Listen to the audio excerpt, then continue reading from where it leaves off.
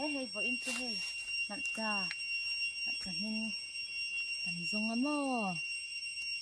ôi ara thật hay lúc tôi có cần mặt trái cái lồng chân phải chưa hay cố ngân giấu làว่าkhi cả đâu về lên nhỉ khi ăn nông gì hết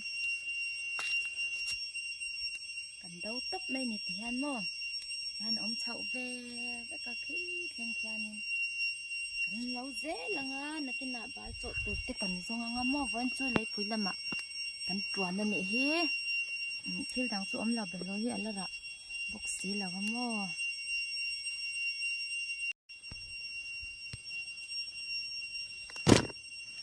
ngon ấy nên đâu hi hay tan hel hi chu tan kan zo anga mo chuan kar le top lama chuan alo min le tuar mai don heng te na min hi kan la ze lang min lang ni chu sal po hi nuam lu tuk ni ki han no pan lai a korlum lo kan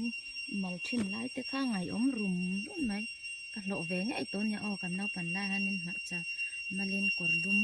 lu vet vet em khang hôn lại te chuan mo ni sa the ringa kêu vol mai plastic don to a khwa te po har lo oina lama pia nga khwa har ei ma cha poi po lo ra thalut to ka mo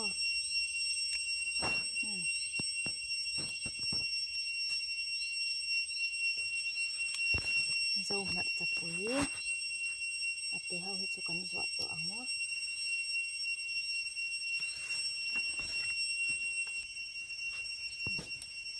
lối đầy từ cắn xịt lên á lối hi cái chỗ ăn nấu hết cái kia đủ đàn tên ăn là không mua chân hiền trắng trắng hết cái dần kia ăn nấu bồi mà nấu bồi mà hay chẳng nấu tệ bồi gì tuy lúc tôi có nhau rồi nó sẽ làm cho nó bồi về trên đó màจะsinh cái này đấy thì bộ đấy cần làm rạ bồi mấy này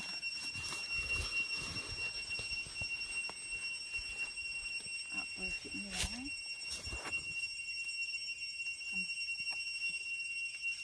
cái khát lúc tôi có hay nọ nấu lúc tôi có ống lâu nữa chứ ăn bụng phở tây sẽ ống cái gì cái chú ác hạt rất dễ tọt thành xem mò thì lậu thấy chúng bốc tí lầu á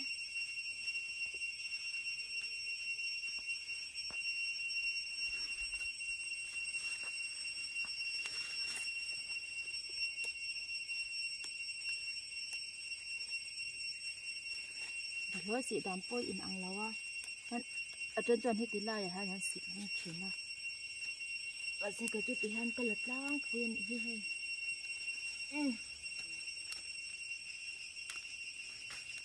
bọc bọn họ tôi nên hẳn vậy mấy mày tôi ra nạp đi về à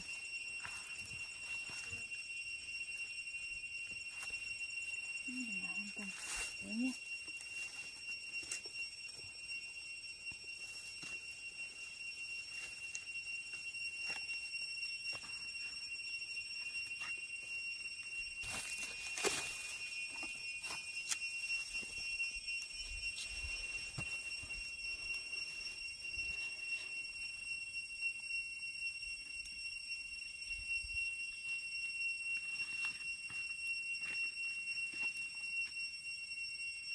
ara bukan don to hay te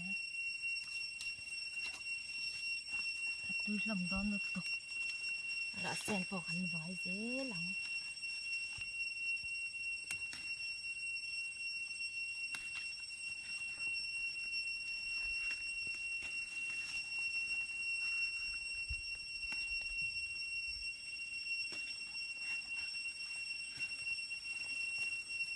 in ai về ngay em chẳng hi ác hạt sẽ cam mua tôi về lúc tục thấy cần tiếp pon vậy tiếp pon sẽ là cả tiếp pon chân tràn là ai truyền nó sẽ cái chỗ cái công truyền vậy tiếp pon là tôi thấu ác hạt sẽ cam này chúng mua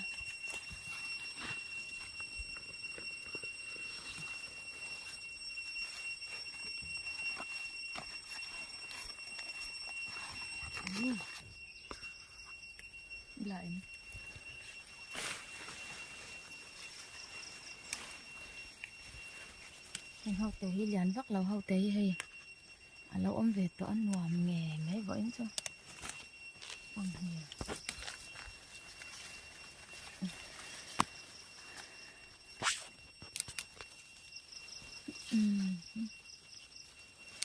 lu ấy ngót ai cho là tươi đưa bằng trộm mình à lu ngót ai cho em khó bằng mặt ra mặt lẹ lúc không mặt ra po tụi nó chú cả tâm trả lâu cái cháu lúc tụi cái mua cái cháu Maria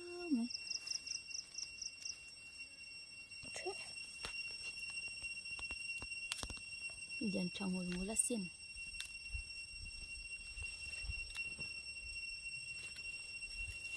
bạc hạt po hanin nấu ra anh em thấy khóc mày hay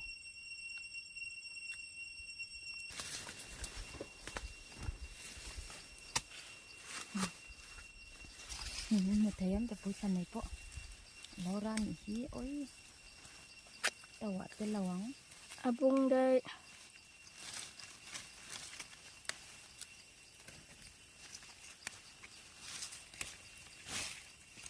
ôi tầm đòn chứ lì có được không ăn gì à cô ăn mấy cô được không xây chi này xây thấy không trắng bụng lì ô là trắng lẩu bung lẹ to bún đằng mấy à nấu xong rồi tụi này karate em teo hay trên tế là tụi này em teo hay là cái bồi này tắm này rồi được ôi rồi đi cô thèm rồi bây giờ nó nấu với nấu theo được mày tắm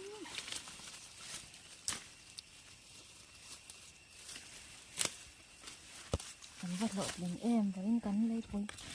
cây chu cái làm bằng cái còn keo đã chín ô bằng chú ông tụi có đến chị lầu nó rất rồi trắng rất đợi nó hay chứ để nào hay rồi hay ôi giờ phân lâu cái phải lên cái tụi này trong lít nó làm cây nó sầm